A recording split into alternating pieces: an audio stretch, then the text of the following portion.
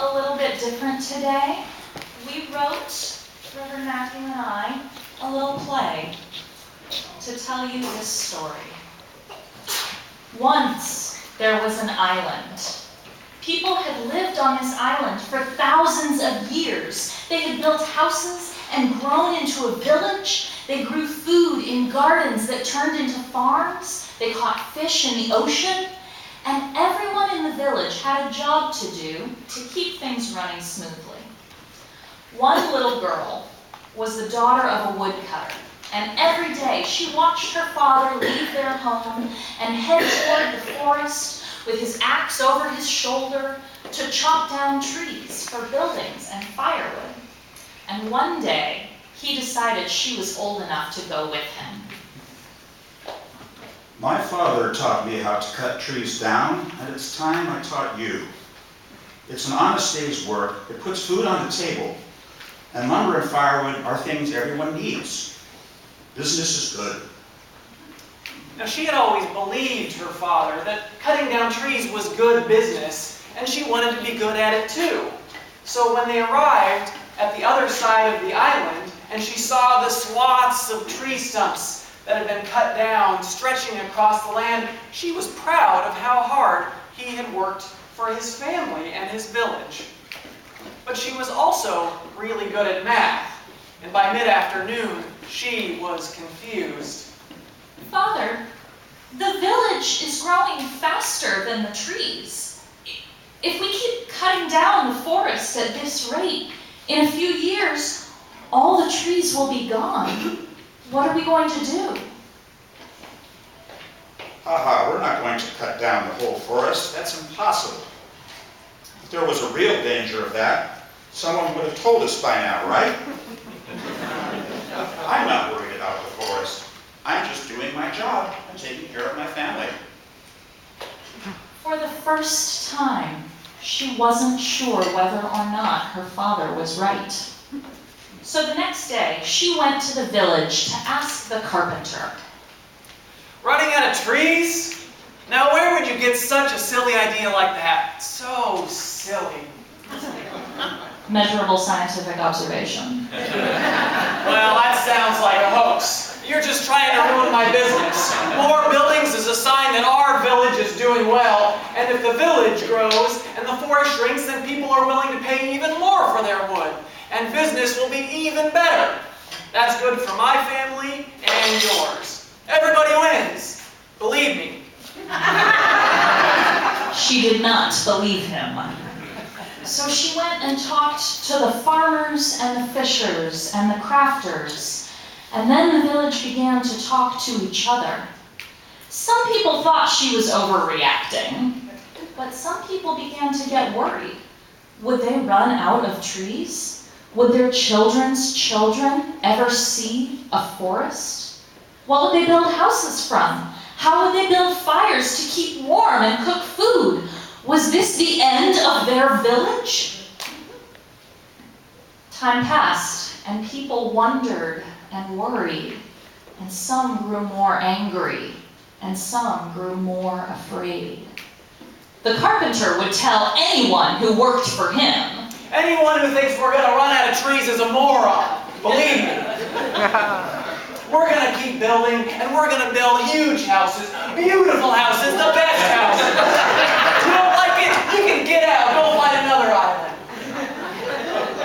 But on the other side of the village, there were people so afraid of killing the forest, so sad and scared for the future.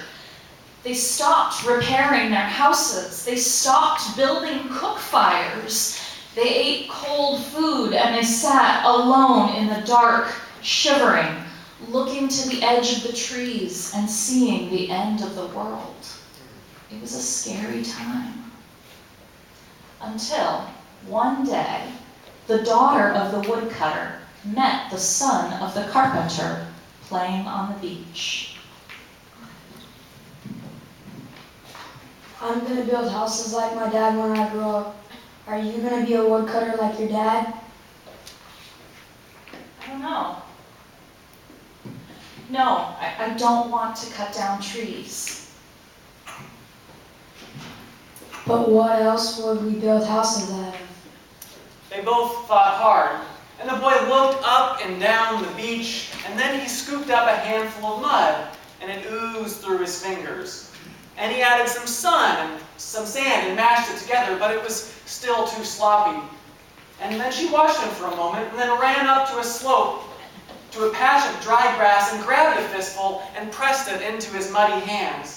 And together they mashed and mixed and kneaded the mud and sand and grass until it was all packed in tight. And then they squeezed it into a rectangle and set it into the sun to dry. They had made an adobe brick. Soon the other children playing on the beach saw what they were doing, and they wanted to make bricks too. They worked together, they asked questions, they tried out different recipes to see what would make the strongest, sturdiest bricks, and they placed them in neat rows to dry in the sun.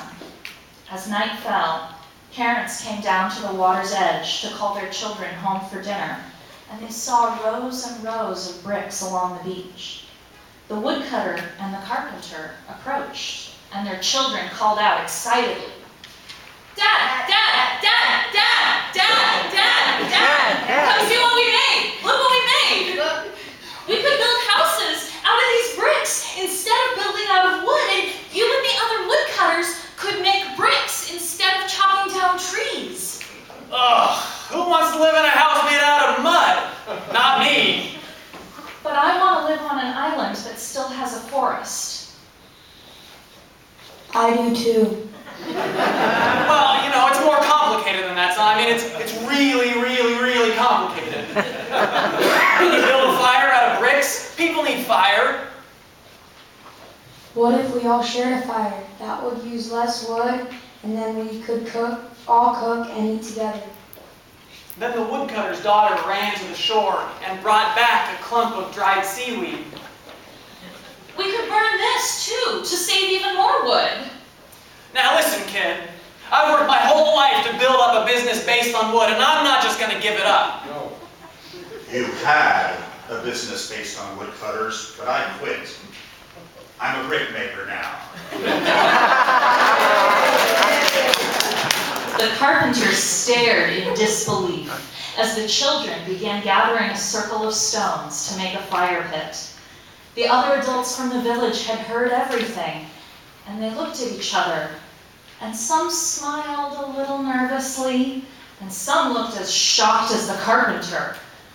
Mud brick houses and communal cook fires were not normal. But among the many things that children are really good at, this village's children, like all of you, were really good at reminding adults that normal is overrated and that being willing to change is how we grow. So I want to tell you that the story ends with the entire village converting to sustainable energy sources and renewable building materials and a fair cooperative economy. But I don't know yet if that's how the story ends, because the story is not over. We are all on that island too. It's called a metaphor. But I hope that all of you are the kind of people who are willing to pick up a handful of mud, get yourself dirty, try new things, be willing to listen, and be willing to change. I think that's who we are. So can we all recite our children's affirmation together, and we will sing out to our religious education classes. We are Unitarian Universalists, a people of open minds, loving hearts, and welcoming hands.